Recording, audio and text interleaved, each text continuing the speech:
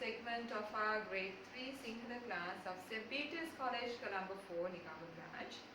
So today we are going to do a reading lesson from your reader. දරුවනි අද අපි ඔබගේ සිංහල පොතේ කියවින් පොතේ 3 වන පාඩම වෙන නිදහස් උත්සවය ගැන පාඩමක් ඉගෙන ගන්න යන්නේ. ඉතින් පුතාලගේ සිංහල කාර්යපත්‍රිකාවේ නිදහස් උත්සවය කියන පාඩමට අපි දැන් යමු. නිදහස් උත්සවය කියන්නේ මොකක්ද? පුතාලට මතකයි. පෙබරවාරි මාසේ දවසක පුතාලා විශේෂ උත්සවයක් සැමරුවා. ඉතින් ඒ උත්සවය ගැන අපේ පාඩම් පොතේ තියෙන මේ පාඩම කියමු. අපේ නිදහස් උත්සවය. කවිදු යාළුවොත් එක්ක මිදුලේ සෙල්ලම් කරමින් සිටියා. පුතා යාළුවොත් එක්ක මෙහෙට එන්න කවිදුගේ අම්මා කතා කළා. කවිදු යාළුවොත් එක්ක ගේ ඇතුළට ආවා. අම්මා රූපවාහිනිය බලනවා. රූපවාහිනියේ ලොකු උත්සවයක් පෙන්වනවා.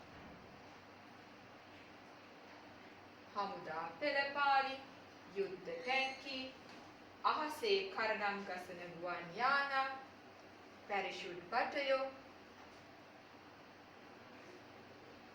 තවත් බොහෝ දේවල් රූපවාහිනිය මත දිගහැරෙනවා. කවිදුටයි යාළුවන්ටයි මේක හරිම ප්‍රහේලිකාවක්.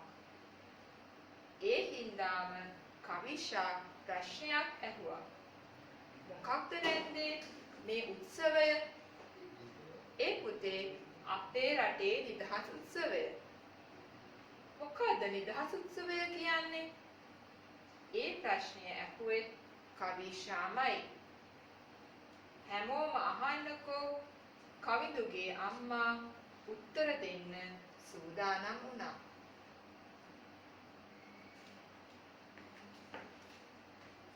අපේ රට 1815 අවුරුද්දේ ඉඳලා බ්‍රිතාන්‍ය ජාතිකයන්ට යටත් වෙලයි තිබුණේ. 1948 පෙබරවාරි 4 වනදා අපි ඔවුන්ගෙන් නිදහස් වුණා. ඊට පස්සේ හැම අවුරුද්දකම පෙබරවාරි 4 වනදා අපි නිදහස් දිනය උත්සවාකාරයෙන් සමරනවා. ඒක අපේ රටේ පවත්වන ජාතික උත්සවයක්. මේ පුතාලට මේ පින්තූරයෙන් පෙනෙන්නේ ශ්‍රී ලංකාවේ පළමු වන නිදහස් උත්සවය දිනේ දවසේ ගත්ත ඡායාරූපයක්. ඒ හින්දා ධම්මේ තාත්තා අද ජාතික කොඩියක් එල්ලුවේ. ඒ ප්‍රශ්නය අහුවේ කවිදු. අන්න හරි. නිදහස් දිනය දවසට ශ්‍රී ලංකාවේ අපි හැමෝම හැම ගෙදරකම ජාතික කොඩිය ප්‍රදර්ශනය කරනවා. නිදහස් දිනය කියන්නේ අපේ අභිමානය ලෝකෙටම පෙන්වන දවසක්. ඒ ජාතික උත්සවය තමයි පුතේ ඔය රූපවාහිනියේ පෙන්වන්නේ. කවිදුගේ අම්මා උත්තර දුන්නා. යාළුවෝ හැමදෙනාම නිදහස් උත්සවය බැලුවා. ඔයගලන්ට පෙනෙනවා පින්තූරයක් හමුදා පෙළපාලිය සමග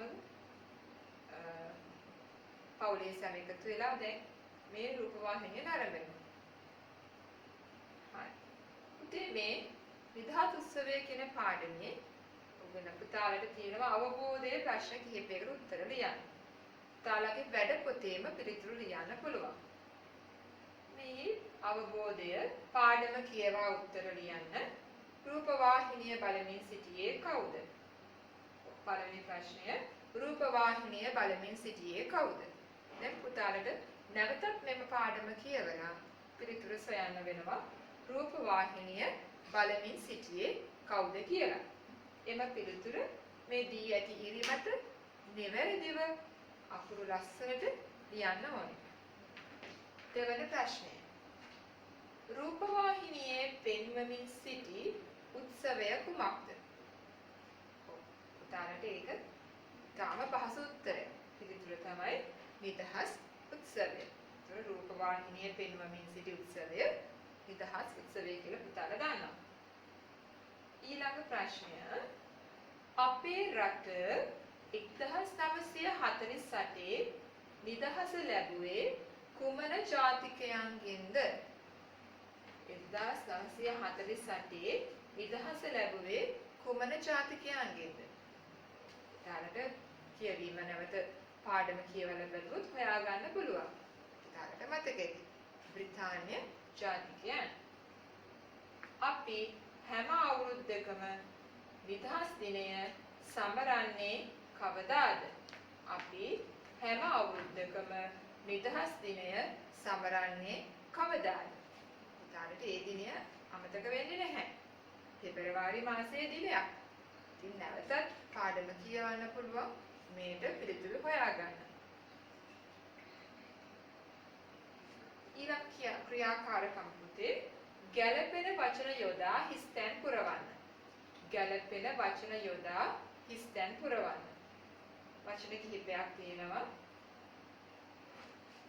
සමරනවා, ප්‍රදර්ශනය කරනවා, යටත් නා ලෙල දෙනවා. සමරනවා, ප්‍රදර්ශනය කරනවා, යටත් තුනා ලෙල දෙනවා. පළවෙනි වාක්‍ය. හමුදා පෙළපාළි යුද්ධ ටැංකි රූපවාහිනියේ කුමක්ද සිද්ධ වෙන්නේ? ප්‍රදර්ශනය කරනවා. හමුදා පෙළපාළි යුද්ධ ටැංකි රූපවාහිනියේ ප්‍රදර්ශනය කරනවා. දෙවන වාක්‍ය.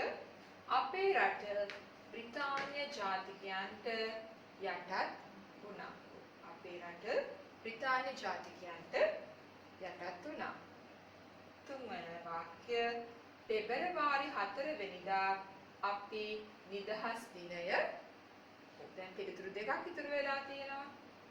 පෙබරවාරි 4 වෙනිදා අපි නිදහස් දිනය සමරනවා. 4 නිදහස් දිනයට හැම ගෙදරකම ජාතික කොඩි ලෙල දෙනවා.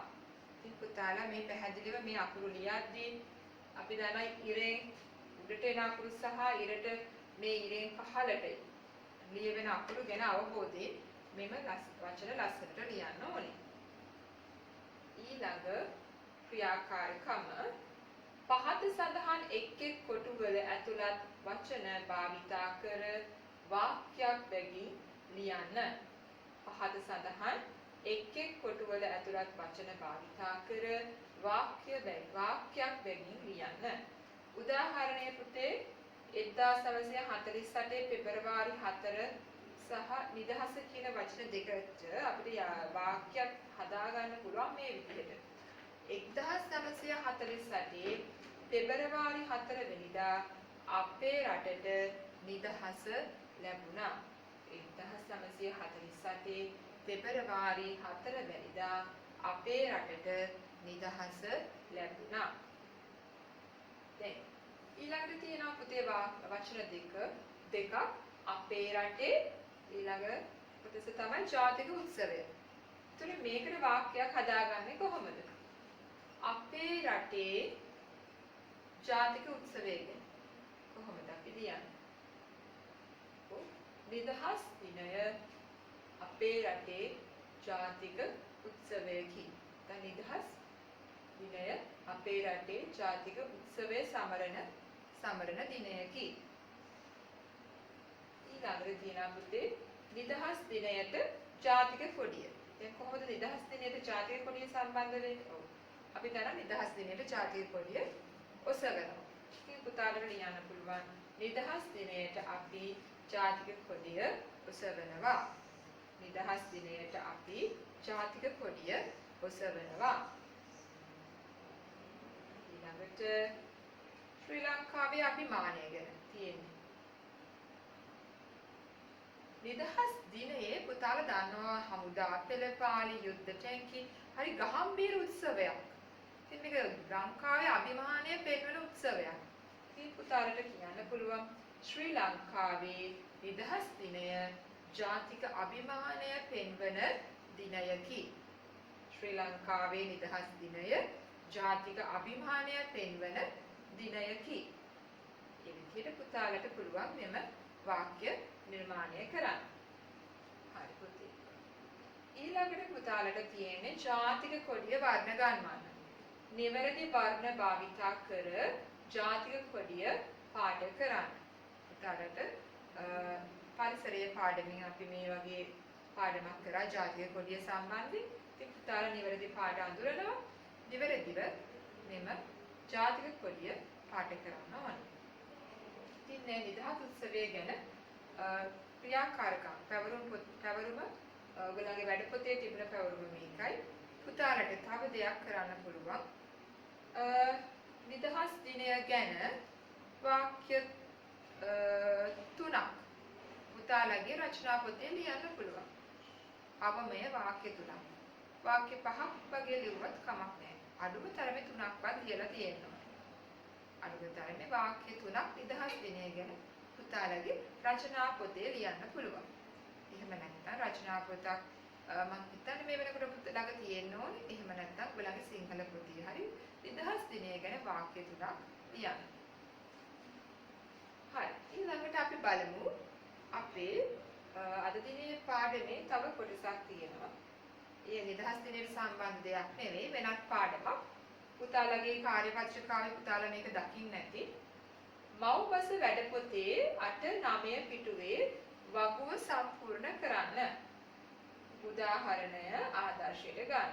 හරි. දැන් පුතාලගේ වැඩපොතේ 8-9 පිටුවේ තියෙන ඇති පොතේ වගු දෙකක්. වගුව දිග වගුවක්. මේ වගුව සම්පූර්ණ කරන ආකාරයේ උදාහරණයක් මෙතන පෙන්නලා තියෙනවා. සියලුම අකුරු වලට ඉහත පිල්ලම් ආදේශ කරන්න, ශබ්ද නගා කියවන්න, පොතේ ආදර්ශනය පරිදි වගු සාදා දරුවාට හැකිවරතක් අභ්‍යාස කරන්න. මේක දෙමාපියන්ට පොඩි පණිවිඩයක්. මේ ක්‍රියාකාරකම 8-9 පිටුවේ තියෙන ක්‍රියාකාරකම මම හිතන්නේ මේ වෙනකොට බොහෝ දරුවෝ කරලා ඉවර ඇති. නමුත් පුතේ මේ නැවත අභ්‍යාස කරන්න ඕනේ. ඒ කියන්නේ අම්මලාට කියලා මේ වගේම කොටු ගහලා අකුරු ලියලා නැවත නැවතත් මෙව අභ්‍යාස කිරීමෙන් පුතාලට නිවැරදිව අකුරු හදා ගන්න පුළුවන්. මේ පිල්ලමක් එක්ක කොහොමද අපි මේ ශබ්දය සම්බන්ධ කරගෙන වචන අකුර හදන්නේ කියන එකයි අපි මේ ඉගෙන ගන්න. දැන් අපි දන්නවා පුතේ අපි අයන්න දැන් මේකට එන පිල්ලමක් අපි දන්නවා. ශබ්දයට ඇල පිල්ල ඇදය දීර්ඝය ඊ ස්පිල්ල දික් ස්පිල්ල පාපිල්ල ඒ වගේ ඉරු ඕ අයි අව් මේ කියන ශබ්දය ගන්න අපි පිල්ලම් භාවිතා කරනවා. මේ භාවිතා කරලා තියෙන පිල්ලම් පුතාලට පේනවා මේ ආ ශබ්දය ශබ්දය ශබ්දය කී එතකොට ඊ ශබ්දය ඌ ශබ්දය කෘ එති කොම්බුවක් විතරයි. ඒ ශබ්දයේදී කොම්බුව සහ හල් කිරීමක් එකතු වෙනවා. ඕ ශබ්දය ගන්න අපි කොම්බුව සහ පිල්ලක් එකතු කරා.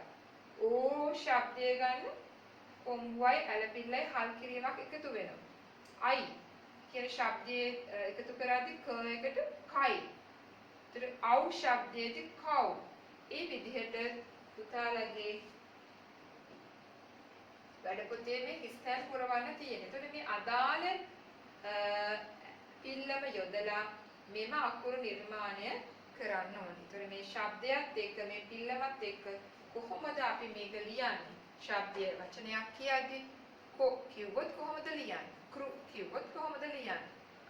අව් නැත්නම් කව් ඒ වගේ ශබ්ද ඖෂධ වගේ. එහෙම අපි දන්නවා නෞකාව. ඒතර නයන්නට මොකද්ද යොදා ගන්න ඕනේ පිල්ලම අපි මෙම වචන තනා ගන්න. ඉතින් මේ ප්‍රැක්ටිස් එකක් පුතාලා පුරුදු වෙන්න ඕනේ නැවත නැවත. මොකද අමතක වුණොත් පුතාලට අපහසුතාවයකට පත් වෙන්න සිද්ධ වෙන්නේ. ඒ නිසා අම්මත් එක්ක එකතු වෙලා මේ අකුරු වලට පිල්ලම් යොදලා නැවතත් පාඩම පුනරීක්ෂණය කරන්න ඕන.